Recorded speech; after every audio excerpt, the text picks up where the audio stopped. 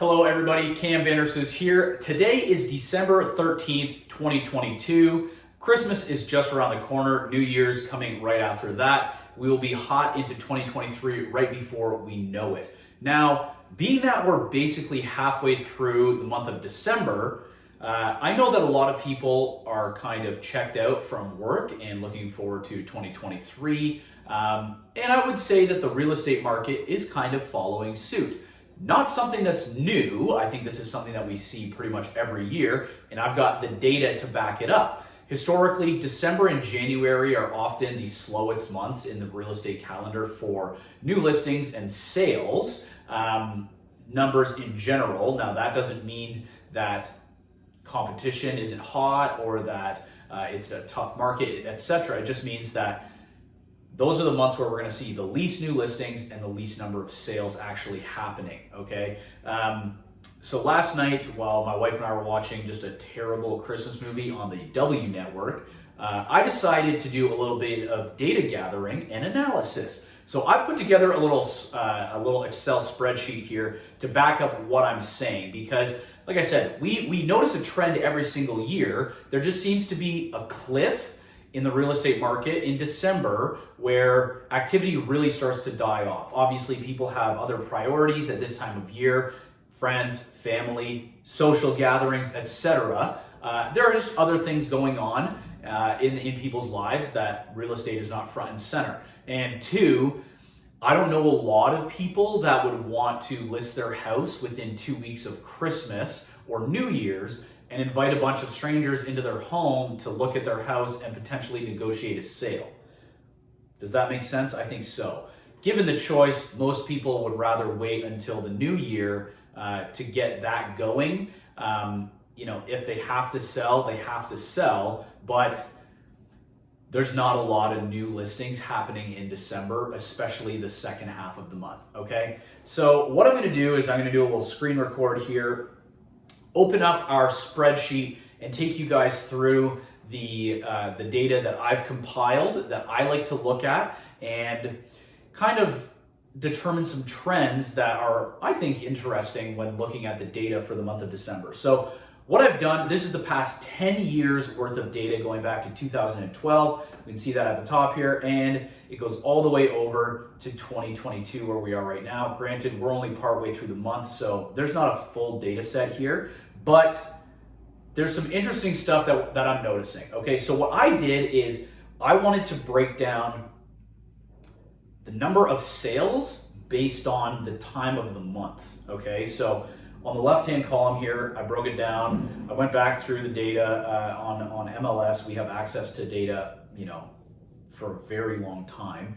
So I just decided, all right, I'm gonna look at the days December 1 to 10 for each year and find out how many sales there were in that time period. Then December 11th to 20th, and then December 21st to 31st.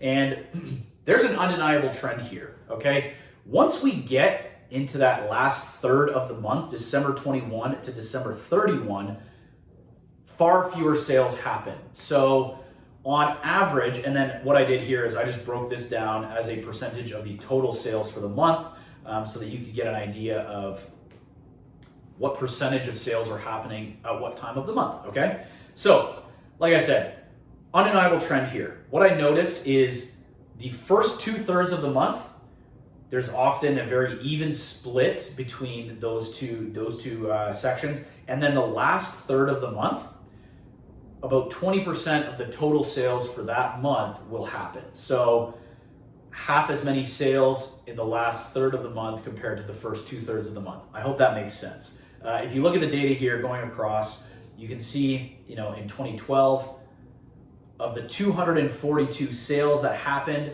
only 20% of them happened in the last third of the month, okay? So that's the cliff that I'm talking about. Basically, once we hit December 20th every single year, the sales that are gonna happen are gonna be much less than what we've seen already so far that month. So carrying on, like I said, anywhere from 17%, I think there's one month where in 2019, only 14% of that month's sales happened after December 20th.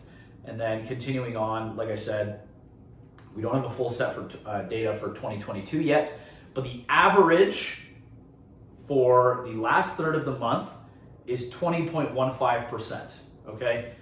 So if we take the whole pie, we've got the whole pie of December sales, only 20% of them happen after December 21st.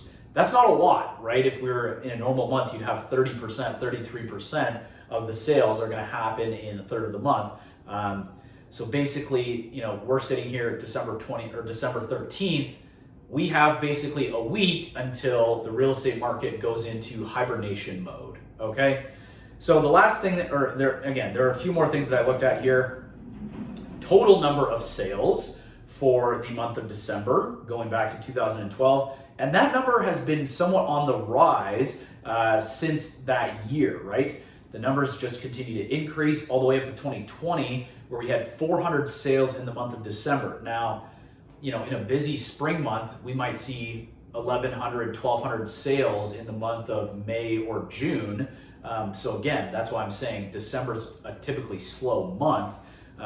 But the number of December sales has been increasing as people decide this might actually be a good time to buy. And we'll come back to that point because the last few years, the month of December has been a prime time to buy real estate, and I'll offer some reasons for that, okay?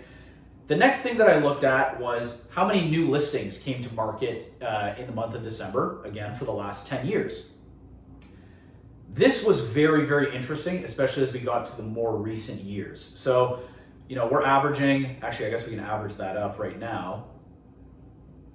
If I just pull this down, actually copy that, paste that there. And so we see that we're averaging 290 listings in the month of December for the last 10 years. And there have been a few months, 2020, we had a lot of new listings. 2015, there were a lot of new listings.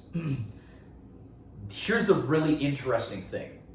You can see here that the average number of sales in the month of December over the last 10 years, 313. New listings, 290. So we actually have more houses selling in December than we have being listed. And that is why I was saying that December is actually a prime time to buy real estate, because this is the time period where a lot of, we'll call them leftover listings, get scooped up. So moving into 2023, or basically the new year, a lot of the leftover inventory is now gone at the start of January. We start January with a lesser number of new listings. We can go back throughout the years and we can see, this is actually one of my favorite stats, the SNLR, or sales to new listings ratio, which in my opinion gives a measure of the heat in the market, the level of competition, because if we have a SNLR that's above 100, that means that there are more homes selling than there are being listed, which means competition is probably fierce and, like I said, shrinking inventory. And in the years past, what that has meant in January, when a lot of people were already buying in December, you come into January with less inventory, it sets us up for a very, very hot start to the year because people are buying and there's less inventory. And over the past few years, let's go back to 2019, 2020, 2021, even the start of 2022, a ton of competition in the buyer market, okay? Multiple offers on everything, properties selling well above list price. That has been the norm for the past few years when you get to the second half of January and into February. February is often one of the busiest months of the year for realtors. If you're active in the market, lots of showings, lots of buyers, listings are selling within 7 days in most cases, okay? And this is a big reason why. The sales to new listings ratio for the month of December over the past few years. We can see that number hit 100% in 2015, 120% in 2016, and it's just been high ever since then, all right? So the average SNLR, again, I like averages. The average SNLR over the last 10 years is over 100%, meaning we often see more homes sell than new listings, which sets us up for a very hot start to the year, okay?